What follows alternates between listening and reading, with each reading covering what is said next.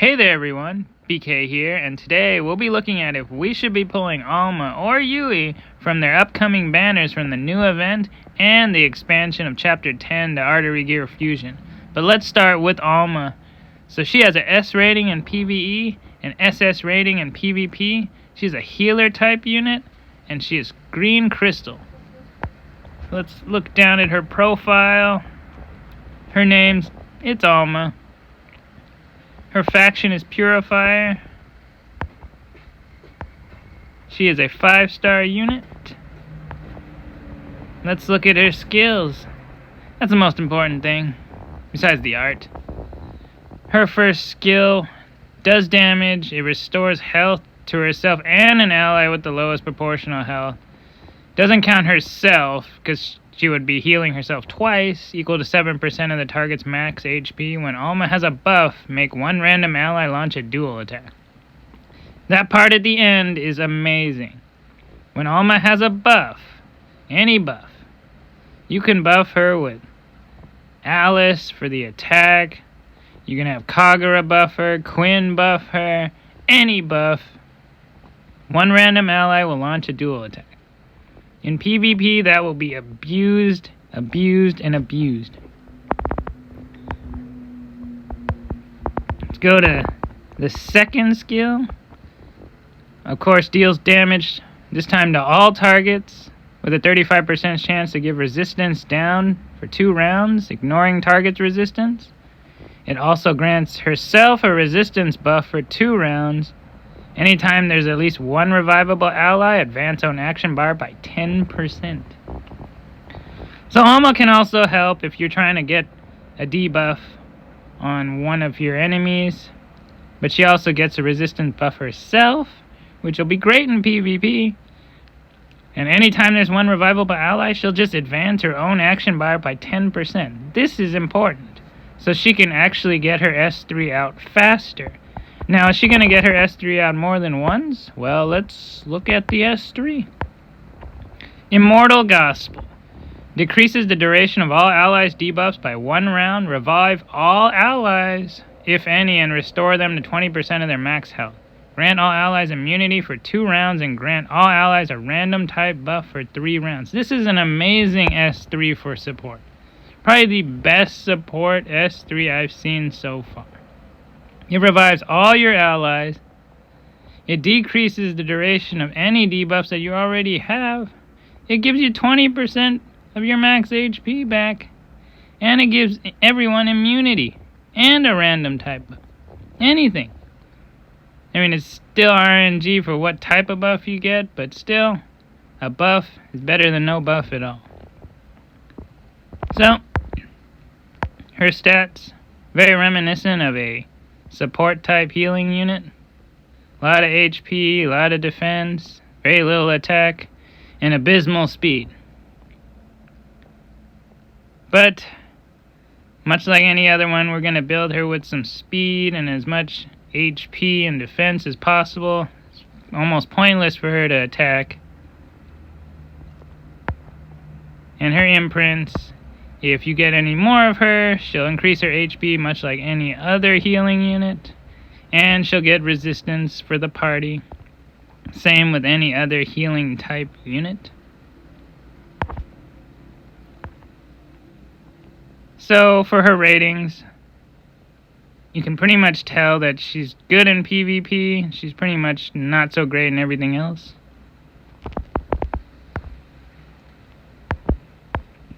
Her pros: she has full party revive, full party immunity, action bar boost, S2 ignores target's resistance, and easy buff means dual attack galore out of S1. We will abuse the hell out of that. She doesn't have any cons according to this guide, but she's gonna be really slow. But if we put enough HP and defense on her, she'll be just fine to revive everybody back again. So let's look at her gear recommendations. So it'll be 2 times HP and immunity, HP and defense, or speed and immunity. I'm still going to put speed on her. And I'll try the immunity and probably HP, but we'll see. I'll play around with it. Overall, should we pull Alma?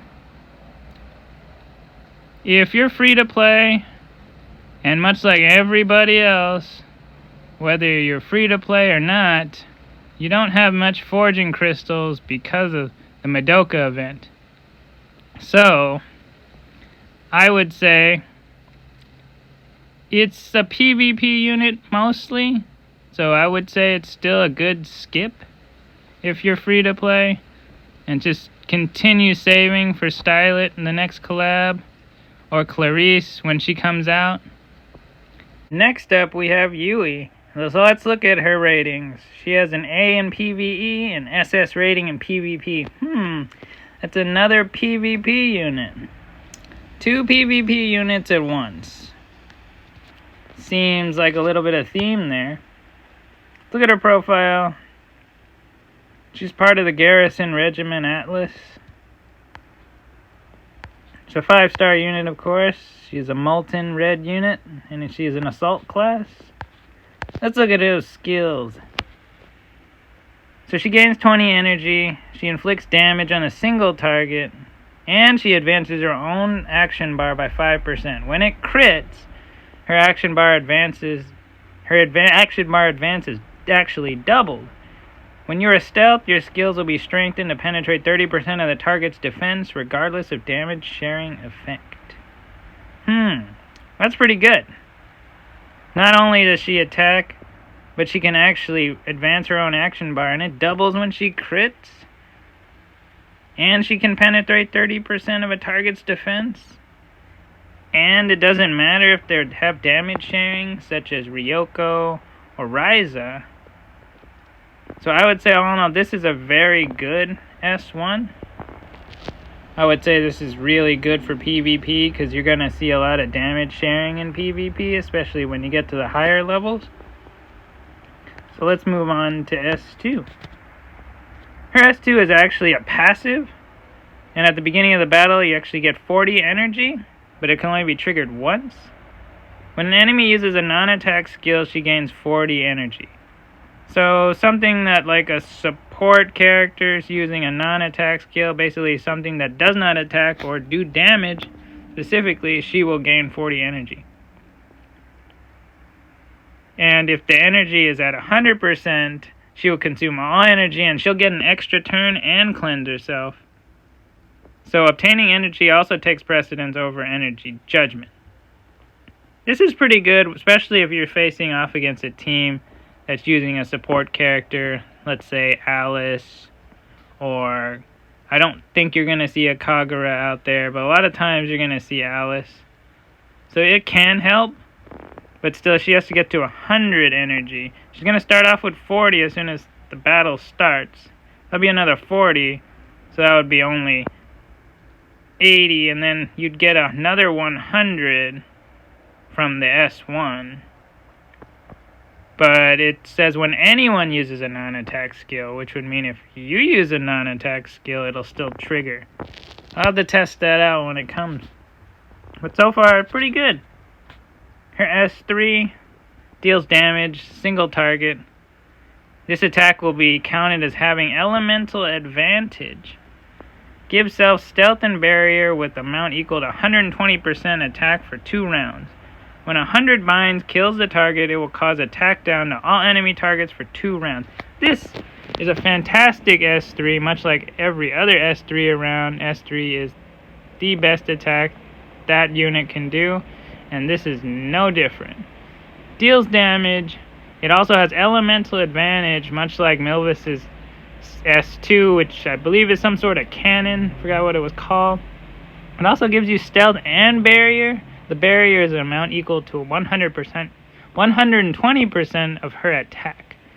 Usually when we get barriers, it's on a support character and it's based off their HP. This is based off of her attack. You can just pump her up with as much attack as possible, and you'll get a pretty nice barrier.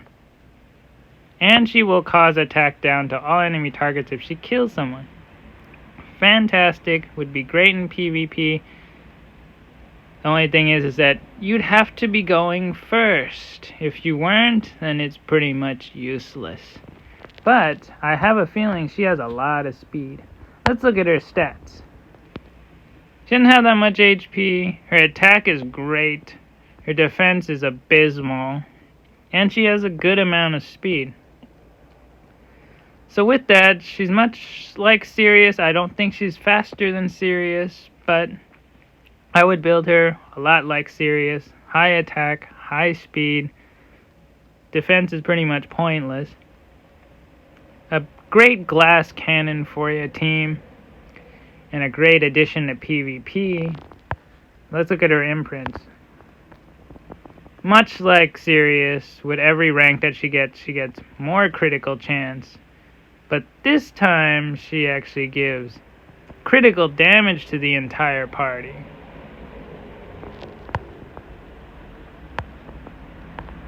Let's look at her ratings. It's clear to see that she's good in PvP and not so great in everything else. So again, another PvP unit.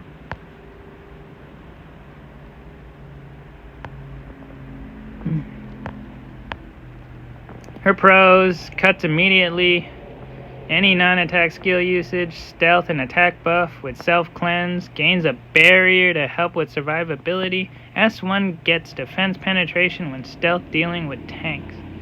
So she has great pros. Her only one con is kind of like what I mentioned before. She is a glass cannon. She is squishy. Anything that you can think of, that when she gets hit, she's probably gonna die. But for attacking, you can attack all day, and you can expect someone's gonna die. So, we've looked at both Alma and Yuui, and I would have to say that probably, if you're free to play, you can safe bet to just skip these units. They're great. They sound great on paper, but they're pretty much just PvP units. If you're not a big PvP player, then there's really no point in pulling these units. You could probably get them sometime in the future and continue saving for Stylet, the next collab, and Clarice when she comes out. But for me, I really want to get at least one copy of both of these units, as they're both really good, and I do enjoy playing in PvP. So, let me know what you think, everyone. Leave a like, leave a comment, subscribe if you haven't, and I'll see everyone in the next video.